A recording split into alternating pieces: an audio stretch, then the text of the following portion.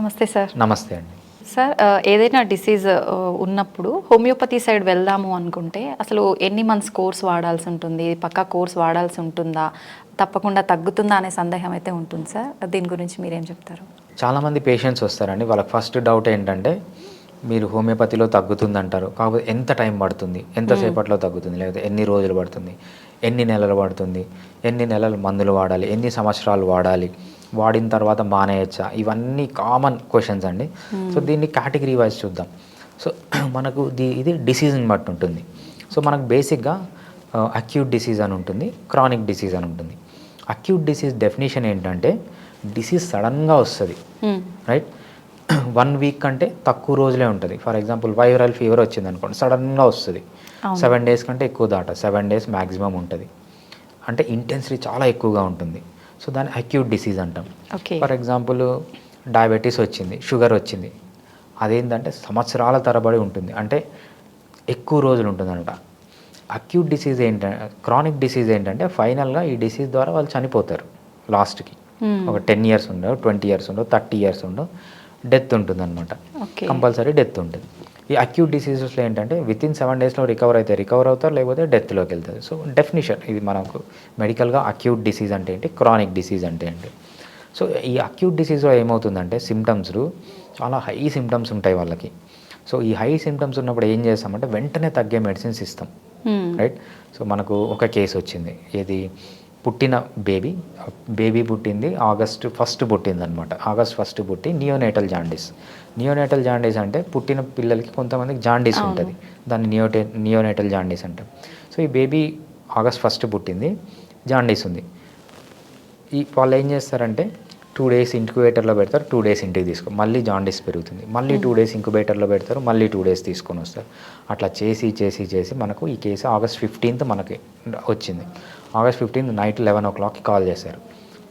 Father mother చాలా బాధపడుతూ, sir మా బేబీ పుట్టి 15 డేసే అయింది, రోజు 2 డేస్కి ఒకసారి హాస్పిటల్ అడ్మిట్ అవుతున్నాం, వాళ్ళు పొడుస్తున్నారు, బ్లడ్ తీస్తున్నారు, అసలు మేము భరించలేకపోతున్నాం, మీరేమైనా హెల్ప్ చేయగలరా అని.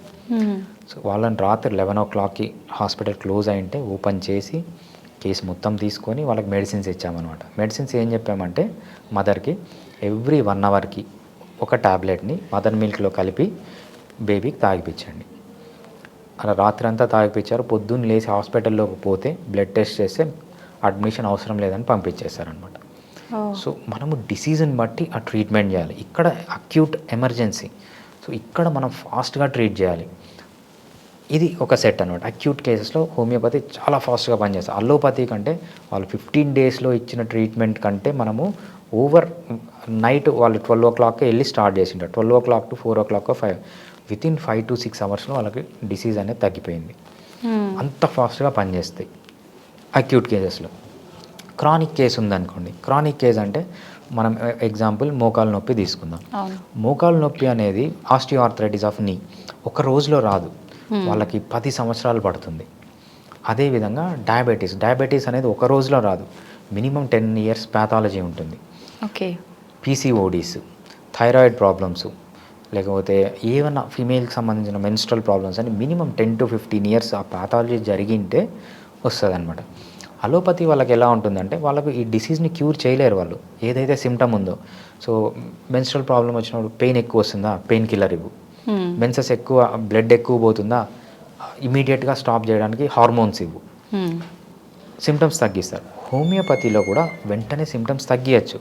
మోకాలు నొప్పులు వస్తే వితిన్ 1-2 డేస్లో కూడా మోకాలు నొప్పులు తగ్గిపోయిన కేసెస్ మన దగ్గర చాలా ఉన్నాయి.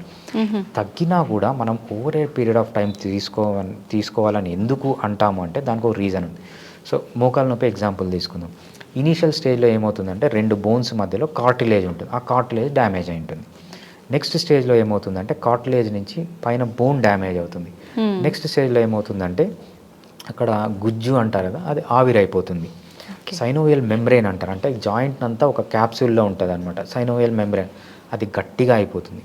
నెక్స్ట్ స్టేజ్లో ఏమంటే గ్రోత్ ప్లేట్ అంటాం. సో మనం బోన్ అనేది పెరుగుతుంటుంది, బోన్ అనేది మధ్యలో పెరగదు, ఆ గ్రోత్ ప్లేట్ దగ్గర పెరుగుతుంది మనం యంగ్గా ఉన్నప్పుడు, దాన్ని గ్రోత్ ప్లేట్ అంటారు. ఈ ఆస్టియోఆర్థరైటిస్లో ఏమవుతుందంటే గ్రోత్ ప్లేట్ అనేది ఒక ఏనుగు దంతంలాగా మారిపోతుంది, దాన్ని ఈబర్నేషన్ అంటాం అనమాట. ఆ స్టేజ్ కంటే నెక్స్ట్ స్టేజ్ ఏముందంటే ఆ ఈబర్నేషన్ ప్లేట్లో క్రాక్ వచ్చి ఆ సైనోవియల్ ఫ్లూయిడ్ ఏదైతే అది బోన్లోకి దిగి ఒక సిస్ట్ లాగా ఫామ్ అవుతుంది, సబ్ కాంటల్ సిస్ట్ అంటాం. ఈ ప్యాథాలజీ అన్నీ జరగడానికి 10 to 15 years పట్టింటుంది వాళ్ళకి. ఓకే. సో మనం ఇక్కడ ఏం చేస్తున్నాం, పెయిన్ తగ్గించేది ఇమీడియట్గా తగ్గిస్తాం. హోమియోపతి బ్యూటీ ఏంటంటే ఈ చేంజెస్ని స్లోగా రివర్స్ చేయడానికి మెడిసిన్స్ ఉన్నాయి. ఇది ఒక రోజులో కాదు.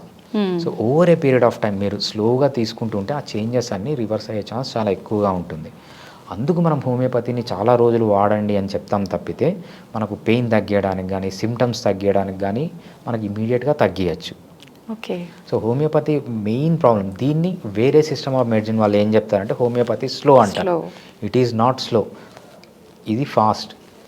సిమ్టమ్స్ తగ్గడం వాళ్ళకంటే ఫాస్ట్గా తగ్గిస్తాం, కానీ బేసిక్గా వాళ్ళకి ఆ ప్యాథాలజీని రివర్స్ చేయడానికి లేదు. హోమియోపతిలో ప్యాథాలజీని రివర్స్ చేయొచ్చు, ఆ రివర్స్ చేయడానికి మనకు టైం పడుతుంది. సో అందుకు హోమియోపతి స్లో, డిలే అని ఒక అపోహ వచ్చింది. కానీ ఇప్పుడున్న హోమియోపతి మెడిసిన్స్, ఇప్పుడున్న టెక్నాలజీ, ఇప్పుడున్న లేటెస్ట్ మెడిసిన్స్, ఇప్పుడున్న రీసెర్చ్ వల్ల సో మనం దీన్ని కొద్దిగా ఫాస్ట్ చేయగలిగాం. So homeopathy is not slow. Slow అని అది ఒక ఫాల్స్ ప్రాపగాండా అగెన్స్ట్ హోమియోపతి. పేషెంట్స్కి కూడా ఏమనిపిస్తుందంటే సో అలోపతిలో పోయిన వెంటనే తగ్గిపోతుంది, డాక్టర్ పెయిన్ కిల్లర్స్ ఇచ్చి పంపించాడు, వీళ్ళు రెగ్యులర్గా రమ్మంటున్నారు, వాళ్ళకు కూడా కొంచెం అపోహ ఉంటుంది అనమాట. రీజన్ ఏంటంటే we try to cure, not only reduce the symptoms, we try to cure the disease and we try to cure the pathology. అది మెయిన్ డిఫరెన్స్ అనమాట. ఓకే. అయితే మల్టిపుల్ డిసీజెస్కి ఒకటేసారి హోమియోపతిలో ట్రీట్ చేయొచ్చా సార్? సో హోమియోపతిలో మనకు 1,00,000 మెడిసిన్స్ ఉన్నాయి. అంటే లేటెస్ట్ రీసెర్చ్ ప్రకారం 1,00,000 మెడిసిన్స్ ఉన్నాయి. ఈ 1,00,000 మెడిసిన్స్ ఏంటంటే ఒకటే మెడిసిన్ని డిఫరెంట్ డిసీజెస్కి ఇవ్వచ్చు. ఓకే. ఒకటే డిసీజ్కి డిఫరెంట్ మెడిసిన్స్ ఉంటాయి. ఫర్ ఎగ్జాంపుల్ అలోపతి తీసుకోండి. సో ఫీవర్ వచ్చిందంటే పారాసిటమాల్. మీరు ఇండియాలో ఫీవర్ వచ్చిన పారాసిటమాల్, పాకిస్తాన్లో వచ్చినా, యూఎస్లో వచ్చినా, ఆడవాళ్ళకి వచ్చినా, మగవాళ్ళకి వచ్చినా, జంతువులకి వచ్చినా ఏదన్నా పారాసిటమాల్ ఒకటే డ్రగ్. హోమియోపతిలో అలా కాదు.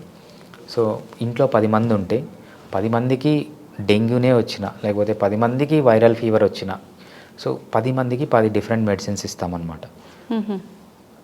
అదేవిధంగా హోమియోపతిలో మీకు 3 డిఫరెంట్ ప్రాబ్లమ్స్ ఉన్నాయనుకోండి. సో హెడేక్ ఉంది, మెన్స్ట్రల్ ప్రాబ్లమ్స్ ఉన్నాయి, థైరాయిడ్ ప్రాబ్లం ఉంది, షుగర్ ఉంది, వీళ్ళకన్నిటికీ ఏంటంటే ఒకటే మెడిసిన్ ఇచ్చి కూడా ట్రీట్మెంట్ చేయొచ్చు. సో మల్టిపుల్ డిసీజెస్ ఉన్నా కూడా హోమియోపతిలో చాలా ఎక్సలెంట్గా పనిచేస్తుంది. హోమియోపతిలో సిమ్టమాటిక్ బేసిస్. సో మనకు డిసీజ్ ఏది అని అది అనవసరం. సో డిసీజ్ ఏదన్నా ఉండొచ్చు, అది సింపుల్ కాఫ్ ఉండొచ్చు, లేకపోతే సివియర్ క్యాన్సర్ ఉండొచ్చు. సో కాఫ్ వల్ల హెడేక్ వస్తుంది, క్యాన్సర్ వల్ల కూడా హెడేక్ వస్తుంది. సో మనం సిమ్టమాటిక్ బేస్ పైన ట్రీట్మెంట్ చేస్తాం తప్పితే సో ఆ డిసీజ్ ఏది అనేది మన ప్రోగ్నోసిస్కి యూజ్ అవుతుంది. డిసీజ్ అనేది దేనికి, అసలు ఎంతవరకు ట్రీట్ చేయగలమా లేదా అనే దానికి యూజ్ అవుతుంది తప్పితే యాక్చువల్గా మెడిసిన్ ఇవ్వడానికి డిసీజ్కి సంబంధం లేదు. మనకు సిమ్టమెటాలజీ సో పేషెంట్ ఫిజికల్గా ఎలా ఉన్నాడు, అంటే లావు ఉన్నాడా, సన్నగా ఉన్నాడా, గ్రోత్ వచ్చిందా, క్యాన్సర్ ట్యూమర్ వచ్చిందా, ఇవి ఫిజికల్ ప్రాపర్టీస్. ఫిజియలాజికల్ ప్రాపర్టీస్ అంటే ఏంటంటే డైజెస్టివ్ సిస్టమ్ ఎలా ఉంది, రెస్పిరేటరీ సిస్టమ్ ఎలా ఉంది, కార్డియాక్ సిస్టమ్ ఎలా ఉంది, ఇవి ఫిజియలాజికల్ ప్రాపర్టీస్. మెంటల్ ప్రాపర్టీస్ అనమాట, అంటే కోపంగా ఉన్నాడా, లేకపోతే డెల్యూజన్స్ ఏమన్నా ఉన్నాయా, ఇల్యూజన్స్ ఏమన్నా ఉన్నాయా, హాల్యూజినేషన్స్ ఏమన్నా ఉన్నాయా. సో ఈ మూడింటిని బేస్ చేసుకొని, అంటే ఫిజియలాజికల్, సైకలాజికల్ సిమ్టమ్స్ని బేస్ చేసుకొని, ఆ డిసీజ్ సిమ్టమ్స్ని బేస్ చేసుకొని మనం ఇండివిజువలిస్టిక్ డ్రగ్ ఇస్తాము. అప్పుడు డిసీజ్ ఎన్ని డిసీజ్లు అన్నా కానీ ఉండి అవి స్లోగా రివర్స్ అవుతాయి అన్నమాట. సో బేసిక్గా ఏంటంటే మల్టిపుల్ డిసీజెస్కి హోమియోపతిలో ట్రీట్మెంట్ చేయొచ్చు, ఒకటేసారి ట్రీట్మెంట్ చేయొచ్చు. Okay, thank you sir. Thanks అండి.